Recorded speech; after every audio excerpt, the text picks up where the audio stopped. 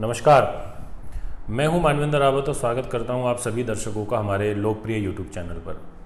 आज का विषय है बाल अरिष्ट। सुनने में थोड़ा सा अटपटा लग रहा होगा पर बड़ा महत्व रखता है।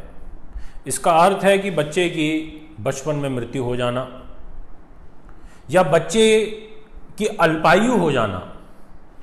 कोई भी माता पिता ये नहीं चाहेंगे कि कम उम्र में उनकी संतान को कष्ट हो, कोई मृत्यु तुल्य कष्ट हो। और दोस्तों, सबसे ज़्यादा जो रिस्क फैक्टर होता है वो शिशु अवस्था और बाल्यावस्था में ही होता है, बच्चे की आयु को लेकर के।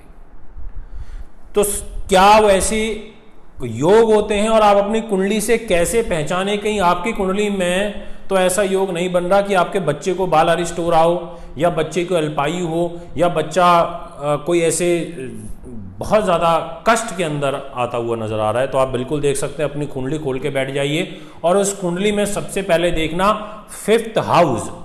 यहाँ डिस्प्ले में कुंडली देख लो, एक कॉमन कुंडली है, इसमें 5th हाउस आप देखेंगे तो 5th house is basically about your children. बच्चे देखे जाते हैं यहाँ से, संतान सुख यहाँ से देखा जाता है। अब अगर इस हाउस के अंदर शनि का, केतु का पाप प्रभाव हो, राहु का, मंगल का पाप प्रभाव हो, तो ऐसे में संतान को कष्ट हो जाता है। अब मैंने ऐसा क्यों बोला वो बता देता हूं कि 5th हाउस संतान का है, तो इसीलिए वो संतान का शरीर हो गया, संतान की वह लगन हो गई 5th हाउस।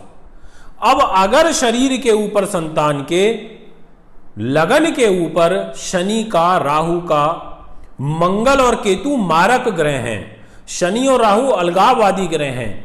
यदि वहां शनि आयु के कारक हैं और आयु के कारक होकर के वो 5th हाउस में बैठ गए, सूर्य के साथ बैठ गए, मंगल केतु के प्रभाव में आ गए, तो ऐसे में बच्चे को अल्पायु कर देते हैं, आयु को डैमेज कर देते हैं।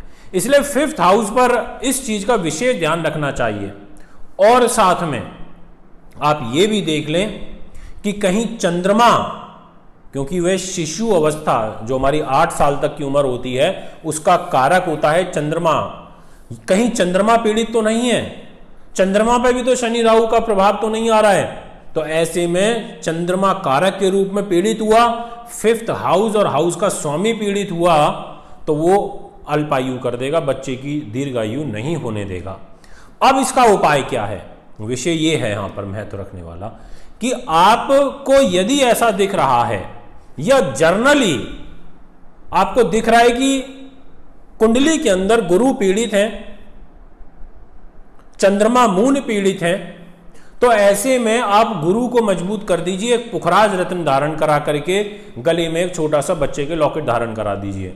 उसका भी लॉजिक बता देता हूं। गुरु जो है पुरुष ग्रह हैं, गुरु जो है संतान सुख को देने वाले ग्रह हैं, कारक हैं, वो संतान की प्राप्ति कराते हैं, पुत्र संतान का सुख बढ़ाते हैं। अगर आपकी संतान का कारक बृहस्पति पीड़ित है तो आप उसको मजबूत करें, तो ऐसे में आपके 5th हाउस की भी मजबूती होगी, गुरु की मजबूती होने से आपकी जो संतान है उसकी दीर्घायु हो जाएगी और मृत्यु तुल्य जो कष्ट होता है उसका प्रभाव बहुत कम हो जाता है। कोई मेजर कष्ट होगा तो वो माइनर में परिवर्तित हो जाएगा।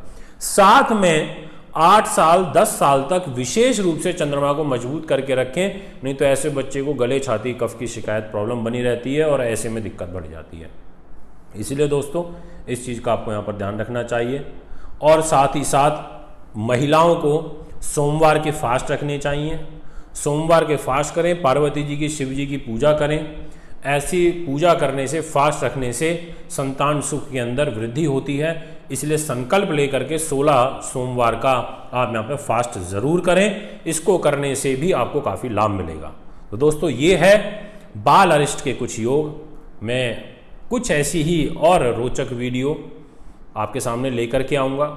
मैं इसी प्रकार के कुछ और वीडियो आपके सामने लेकर के आऊँगा। आप हमसे जुड़े रहिए। कुंडली दिखाने के लिए, रत्नों के लिए हमारे यहाँ बहुत अच्छी क्वालिटी के प्राण प्रतिष्ठित शुद्ध मंत्रों से अभिमंत्रित करके, सिद्ध करके हमारे यहाँ रत्न दिए जाते हैं, लैब टेस्टेड रिपोर्ट के साथ, ऑथेंटिक, विदाउट हीटेड।